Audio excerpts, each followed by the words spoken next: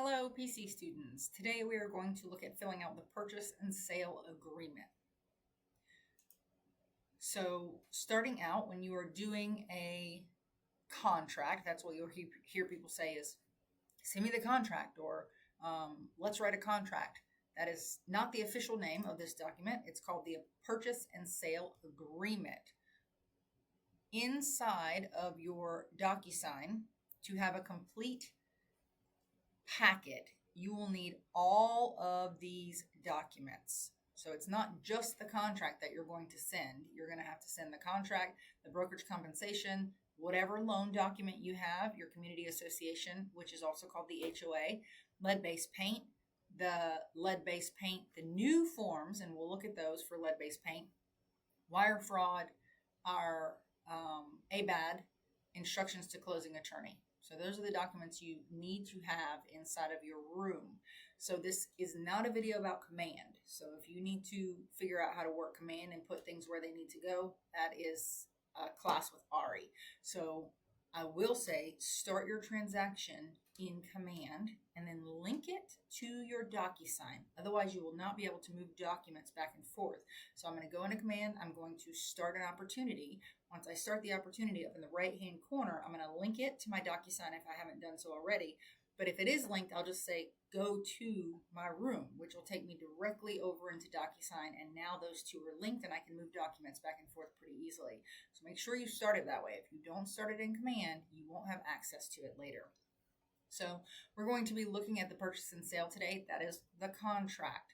Take a picture of this, write these down, whatever you need to do, but these are all the documents you need inside of your room to have a complete contract. We've already done the buyer brokerage engagement, so we're not going to do that one again. Today we're going to be focusing on the purchase and sale agreement only. Now, I'm going to negotiate the terms of my contract on scene at my showing. So the client says, hey, we want to put an offer on this house. Great. Let's talk about what we're going to offer. Where do we get those questions? We get them from the buyer procedure checklist. This is inside of the Facebook group under files. Don't forget. So here on the buyer procedure checklist, under write an offer, there are negotiate terms. We need to know what they want to offer. What's the purchase price? The closing cost or concessions. What are we going to ask the seller to pay for the buyer? Our closing date, our closing attorney, our earnest money, and our due diligence. These are all things that you need to find out before you can write an offer. So let's look at the offer. So on this first section here, this is the address and legal description. Where do we get these things? From Flex. I also would cross-check in GIS, and I'll show you where to do that. So purchase and sale, the property address, we just made up a fictitious property here, but I'll show you a real property inside of Flex. Here's the address. An address is not a legal description, so keep that in mind. MLS number, where do I get that? I get that out of Flex. So I've just pulled up a property here that I had on the market. Here's our, right there, just the numbers, not the letters. So not SF, not W. Those are statuses, basically. So we're just copying and pasting these numbers over to the document. Copy, paste. Tax parcel ID. Those typically are also available here, but if they're not, you will need to get that out of the GIS. So to get to GIS, I'm just going to simply go to my internet browser. I'm going to type in the county and then add GIS. So you can see I've done it before. It says Columbia County GIS. So I'm going to click on that. Maps Online will take me where I need to go.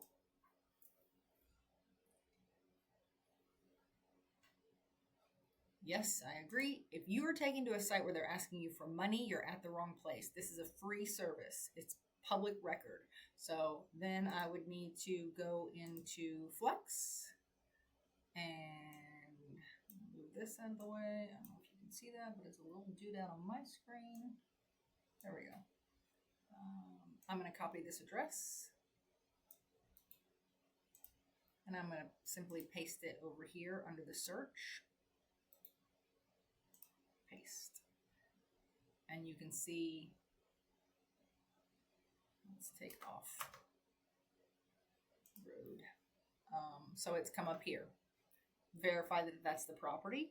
So make sure you're at the right spot, and then look over here on the left-hand side, and it's going to have all of the information that you need for your property. You can even get like if it's in a flood zone and things like that. So click around in here until you figure out what all of these buttons do. This is a wonderful program, and it can really help you find out information for your properties. So you can get the deed book and page, you can get the parcel ID, everything out of there.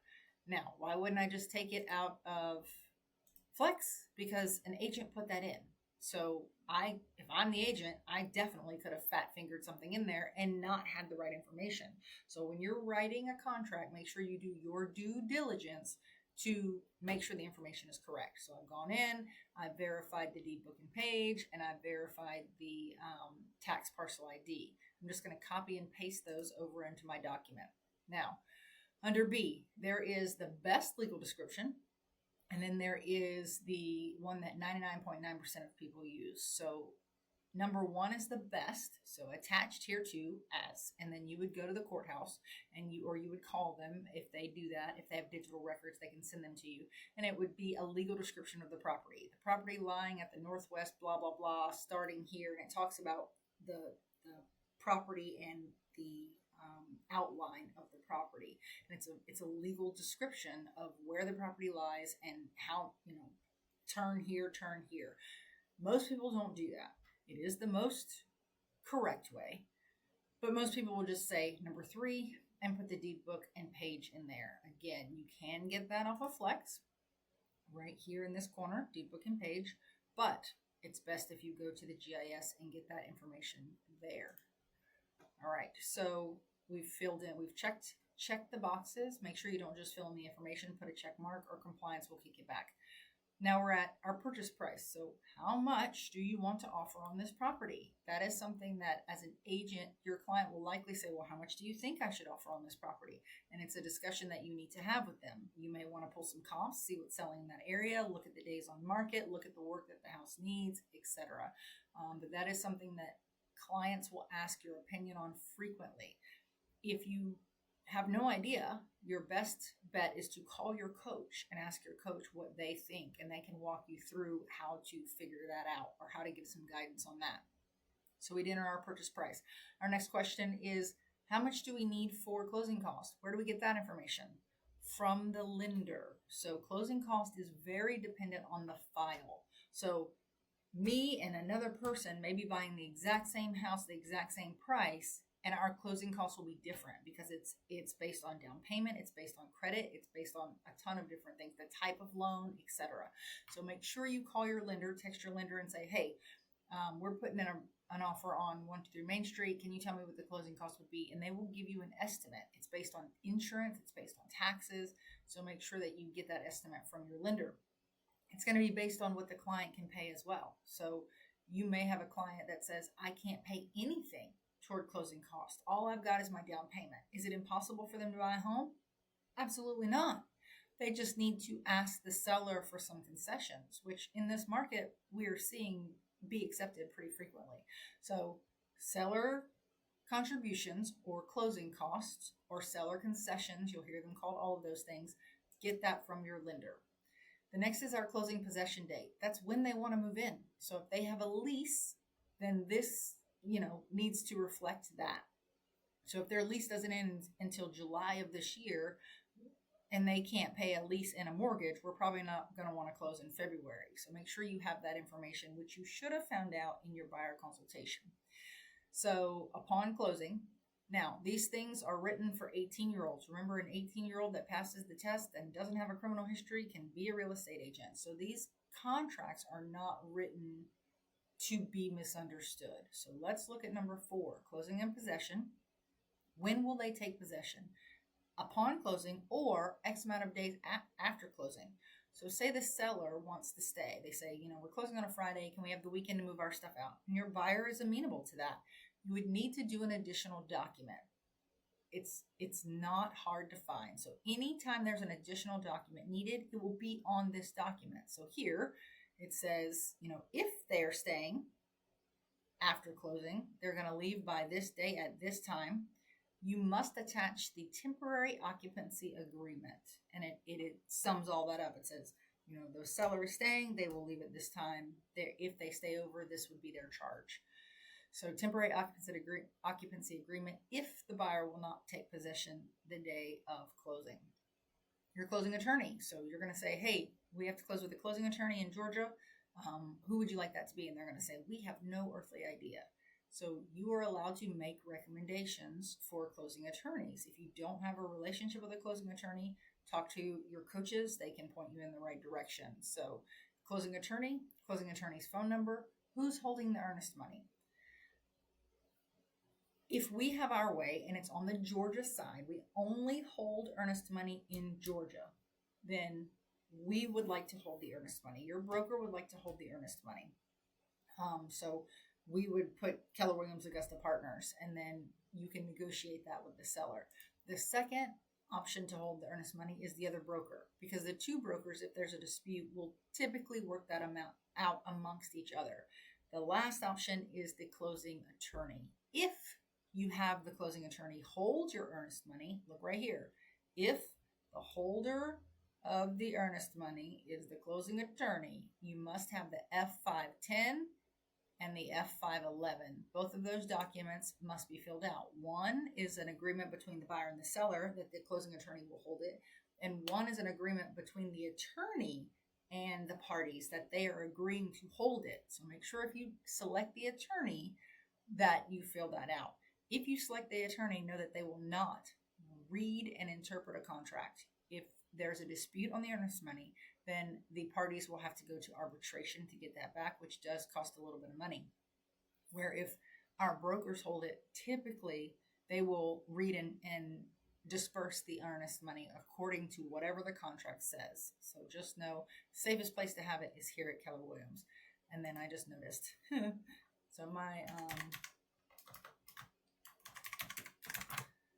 autofill was off. So it's Keller Williams Realty Augusta Partners. Make sure you put our name in there correctly, because compliance is cracking down like crazy on that. Keller Williams Realty Augusta Partners. Earnest money is the next block. How much earnest money should someone put down? In this, your broker is going to say as little as possible. It protects the buyer to put as little money as possible down. That way, if something does happen and your buyers must withdraw from the contract, they can do that and not lose as much money. Now, as a seller's agent, I'm going to expect roughly 1%. So 1% earnest money is customary in this area. If I'm the seller's agent, I want to see 1%. It shows me that you're serious about taking my seller's property off the market for, 10, 14 days, whatever it may be, while you do your inspections. So earnest money, roughly 1% in this area. Your broker will say as little as possible if you can get away with it. You're going to check B. You're going to put whatever your earnest money amount is. Remember, earnest money is taken out of their account immediately. We don't just hold the paper check. We deposit it into our account, which means they need to understand that $1,000 will go away. We hold it until closing. They will get it back at closing as long as they stay inside the bounds of the offer. If they were to back out, and we'll talk about the times they can do that safely, but if they were to back out, they would lose this earnest money. It's compensation to the seller for having their property off the market and the buyer not completing the agreement. Now we're on inspection and due diligence. So this is going to be anywhere from 7 to 14 days, depending on how competitive you want your offer. So if I want a more competitive offer, I would put 7, which means you have 7 days to get all of your buyer inspections done. So if I want a general inspection, if I want a roof inspection, if I want whatever inspections I'm getting, I have 7 days to do that. So make sure you know home inspectors that can make that happen for you if you choose to do 7 days. As a list agent, I want to see less than 10 for sure, 10 or less.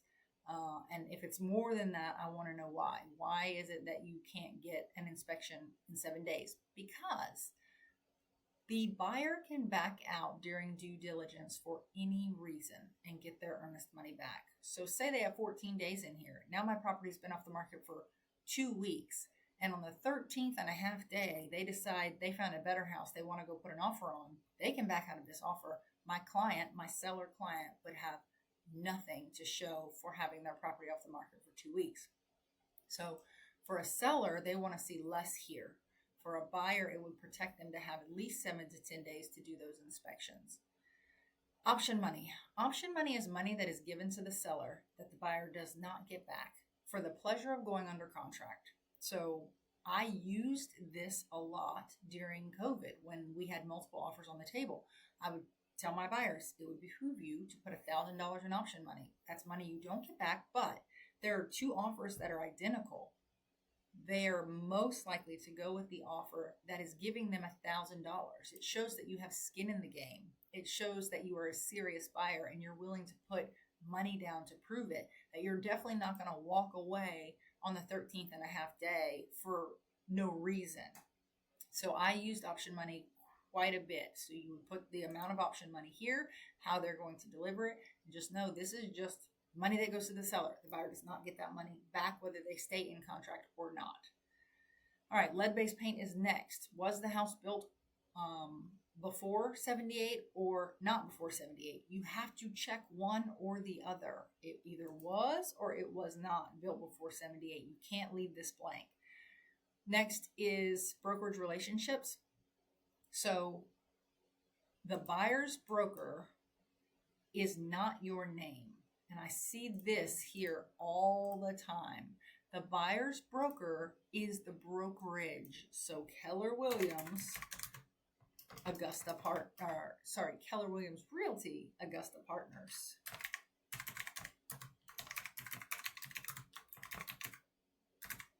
Etc. Augusta Partners, right?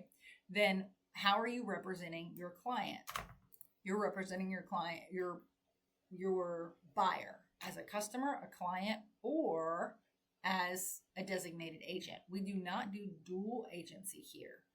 A designated agent would mean that we're both at the same brokerage. So if I'm doing a contract with Josh Keck, we're both at the same brokerage, which means I would be a designated agent for David, the broker, as the buyer's agent, and Josh Keck would be a designated agent for David, the broker, as the seller's agent. So in that instance, you would click designated agent for both.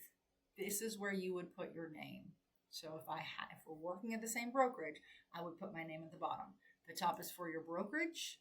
The bottom is for if you're at the same brokerage. In this case, we'll just say we're not. So I'm working with my person as a client. Here on this side, this is the list agent. I'm going to fill this information out for them. It's a completed contract. It makes things a lot quicker for them to accept my offer because they don't have to go through and add checkbox, check, add text box, type. It's a long process to try to fill in a document that's not hyperlinked like this one is where you can just type stuff in, right? So I will always fill this information in for them, their brokerage name, and I'll check as a client. That way, if they need to change it, they can, but likely they're working with them as a client. Then down here, this is material relationship. Are you related to your client? Is the seller's agent related to the client? For instance, if I was writing a contract for my husband on a property that he wanted to buy, I would type in here buyer's agent. Buyer is agent spouse is what I would put in there. So, or if, they were my brother, my sister, whatever, buyer is agent's brother. Buyer is related to agent, some sort of way. Buyer is mother, whatever it is. You need to put that in there. Then your expiration. So your expiration is used to show that time is of the essence. Time is of the essence. So I want to let them know that I'm serious about this offer and that if they don't give me an answer, it'll expire and then it may not be on the table anymore.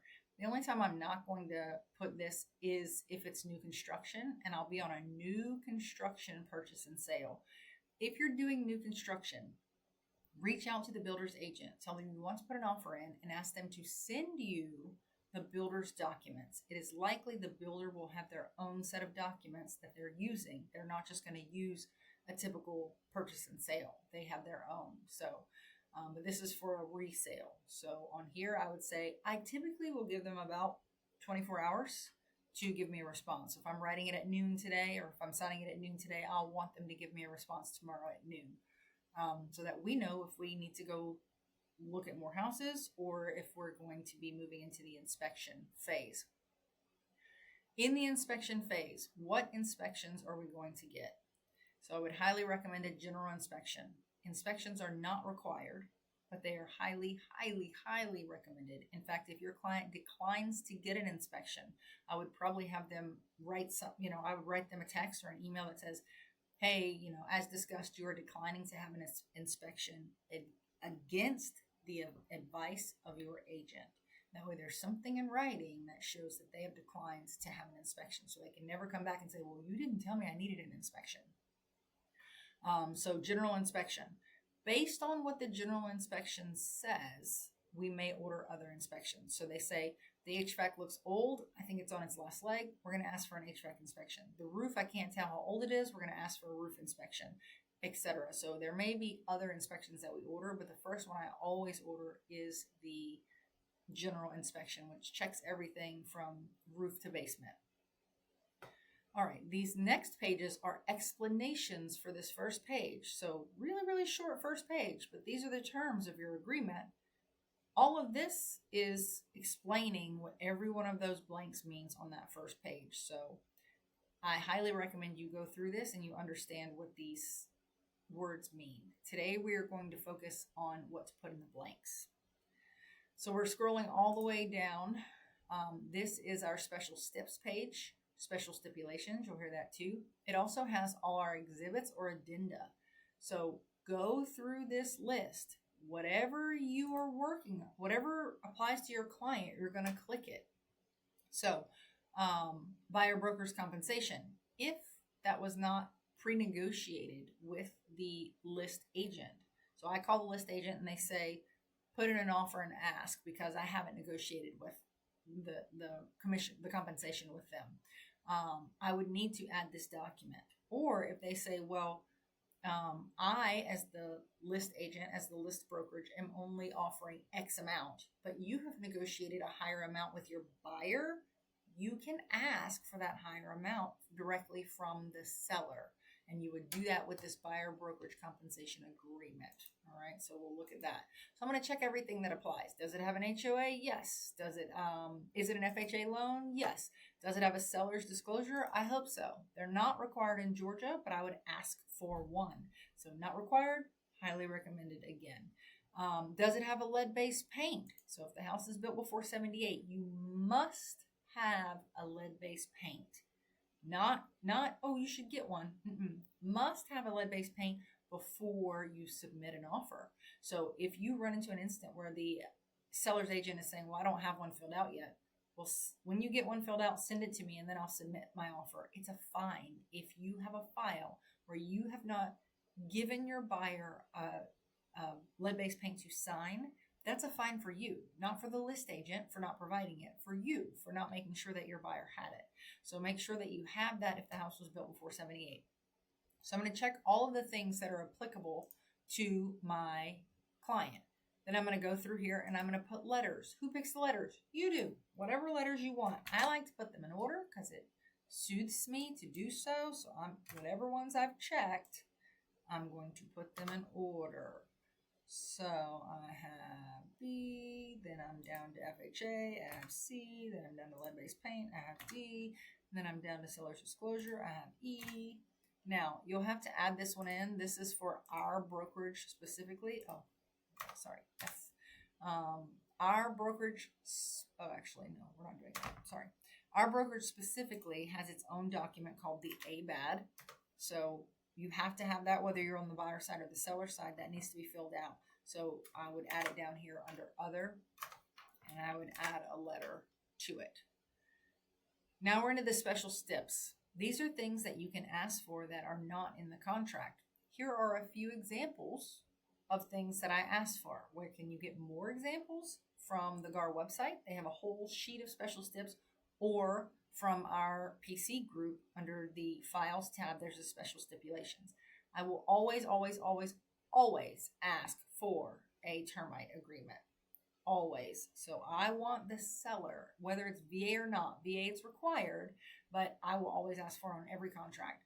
I want the seller to have the house inspected. And if there are any evidence of previous infestation that was not treated or current infestation, they agree to have it treated. I'd like this report in at least 10 days prior to closing because it has to go through underwriting. So you want to make sure that you have that in case there's something on there. They also check for moisture, which has hung me up on a closing before. So make sure you get this 10 days or more prior to closing. For a VA loan, it can't be more than 30 days. But anywhere inside of that 30-day window, you can ask for this letter. 20 days, 25 days, 15 days, whatever you want. I usually do 10. So this is what that stip looks like. Home warranty is another thing that you can ask for. So I'm asking the seller to provide a 1-year home warranty for X amount of dollars. Where do you get that number? Whatever home warranty you want to use, look on their website. We have pamphlets in here for $210. They have the prices in their pamphlets. So I find the pamphlet, I find the coverage I want, and I type that number in here, 400, 600, 800, whatever coverage that is that I'm asking for my client. If I have a septic tank, I'm always going to put that I want the septic inspected. Seller to have septic inspected, repaired, and cleaned out as recommended by a licensed septic company. Invoice to be provided to the buyer. So septic is thousands of dollars to have repaired after closing. So you always want an inspection for that.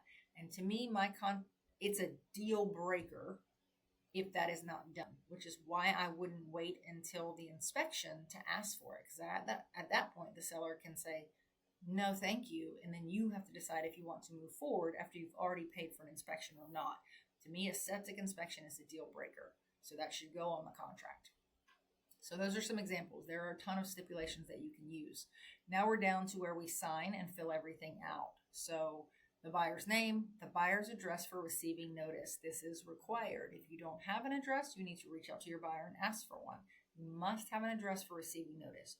You don't, however, need a phone number or an email, but I put those on my contract because it goes to the closing attorney, and I want them to have that information so they can reach out to the buyer if they need information from the buyer. It keeps me out of the loop. So instead of the attorney calling me and saying, hey, can you tell me what your buyer's whatever, birthday, social, email, whatever that they need from the buyer, I can say, well, can you just reach out to the buyer directly? So that way I'm not playing middleman between the attorney and my buyer or my seller. So I add that information in there.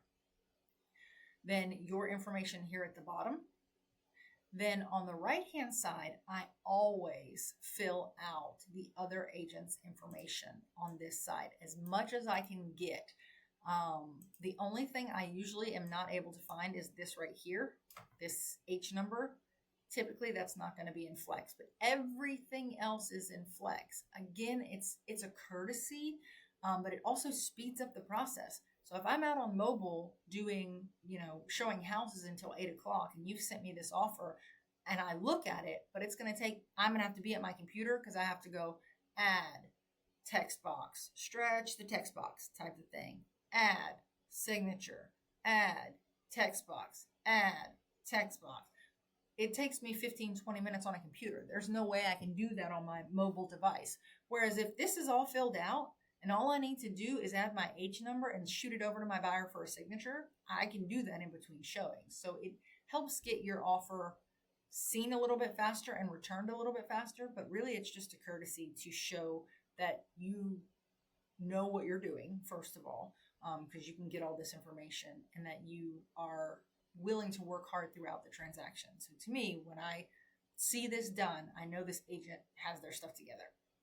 So here's all the information you'll need for your side. This is your brokerage address. This is your broker's phone number, your broker's MLS, and your broker's H number. Where am I getting this? Out of Flex. So when I go into Flex, if I go down here to where the agent's information is and I click on it, it'll pull up a little box that says all of the brokerage information.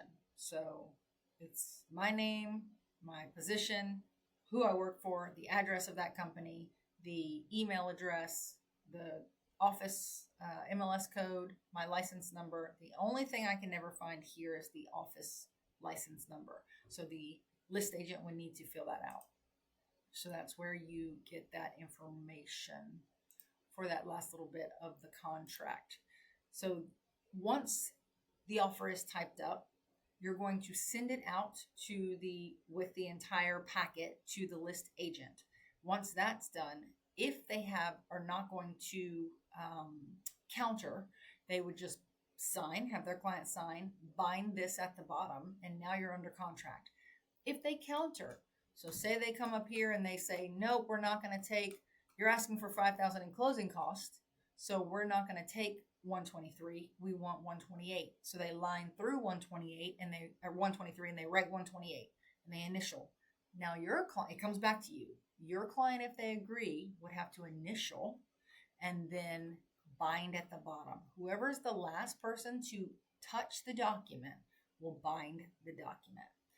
In the next few videos, we're going to look at these documents here. Remember, this is important. Whatever letter I put here, I'm going to put on the corresponding document, and it acts as one document. It pulls them all together. Now they're one document. So we're going to look at those documents next.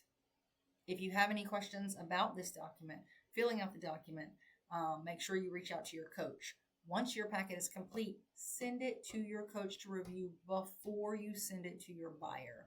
You don't want to have things that are missing on there and it get all the way to compliance. You don't want to have things that are missing on there and send it to the list agent. You want to look like a very competent, put together agent, and that's what this team is here to help you do. So any questions about this, reach out to your coach.